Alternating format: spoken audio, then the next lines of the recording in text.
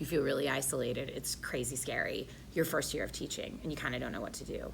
So the more experience he can have kind of on his own, right, the better. And it's the same dynamic with all of my student teachers. That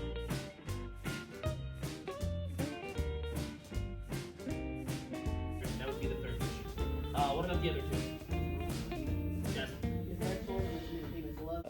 What Mrs. Roberts has enforced and bestowed upon me is the ability to the different strategies to connect with these students, to get to know them more on a personal level, in order to ensure that not only do I get to know them, but I'm able to teach content to them in a variety of manners. So that's a big takeaway from my time in teaching as of right now. In it!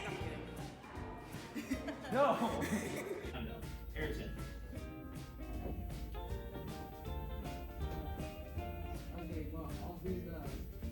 When you have a student teacher who's coming in at the beginning, it's like you go through a process. Like at first, you just want to get them acclimated. You want them to meet the students. You want the students to start to get to know his name and be comfortable around him.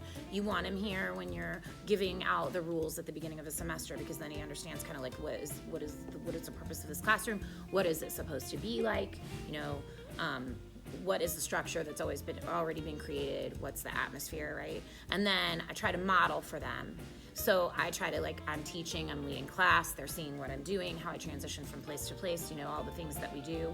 And then I start to ask him, I would like you to begin class today. Just begin class, right? Like as simple as greeting them, getting attendance, getting them to their next space, right?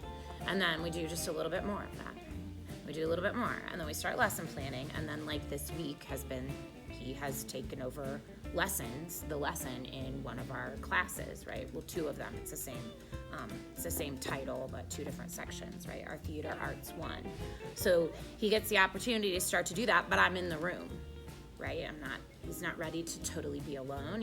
It's important for me to be there to give him feedback on what he's doing and for him to reflect on it, right? And then as we go farther and he's making these adjustments and getting this feedback, then I'm gonna go away a little bit, right? Because it's important for him to have the opportunity to do it then on his own, right? And then he's coming to me and saying, okay, this is how class went. And I'm like, oh, interesting, right?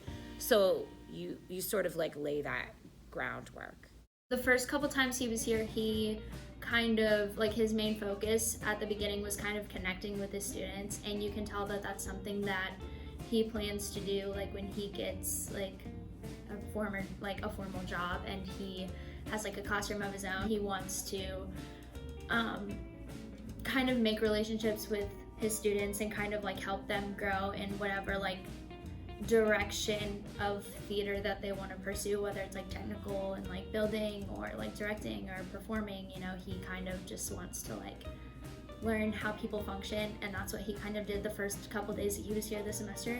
The whole thing of worrying about how am I going to connect with these students so they feel more at ease with me was quickly done away the first day, when one student brought out a deck of Yu-Gi-Oh playing cards, and I was like, wait a minute, I know exactly what that is. And I called him out on it. He goes, you want to see it? I was like, yeah, I'll bring mine tomorrow. And so connecting with those students, and the next day I connected with even more students, and I was like, okay, now that worry of connecting with students at a certain level has already been established quicker than I imagined.